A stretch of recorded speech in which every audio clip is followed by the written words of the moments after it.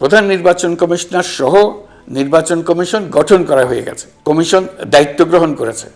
এখন থেকে তাদের হাতে দায়িত্ব ন্যস্ত হলো ভবিষ্যৎ সরকার গঠন করার প্রক্রিয়া শুরু করার। তবে রাজনৈতিক ঐকমত্যের কারণে আমাদেরকে আবার বলছি, যদি অল্প কিছু সংস্কার করে ভোটার তালিকা নির্ভুলভাবে তৈরি করার ভিত্তিতে নির্বাচন সম্পন্ন করতে হয়, তাহলে 2025 সালের শেষের দিকে নির্বাচন অনুষ্ঠান হয়তো সম্ভব হবে। আর যদি এর সঙ্গে নির্বাচন প্রক্রিয়া এবং নির্বাচন সংস্কার কমিশনের সুপারিশের পরিপ্রেক্ষিতে এবং জাতীয় ঐকমত্যের ভিত্তিতে প্রত্যাশিত মাত্রার সংস্কার যোগ করি, তাহলে অন্তত আরও 6 মাস অতিরিক্ত সময় লাগতে পারে। মোটা দাগে বলা যায় 2025 সালের শেষ দিক থেকে 2026 সালের প্রথমার্ধের মধ্যে নির্বাচনের সময় নির্ধারণ করা যায়। প্রিয় দেশবাসী, যে কোনো সংস্কারের কাজে হাত দিতে গেলে রাজনৈতিক ঐকমত্যের প্রয়োজন।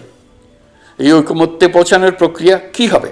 অন্তর্বর্তীকালীন সরকার এভাবে অগ্রসর হবার প্রস্তুতি নিচ্ছে।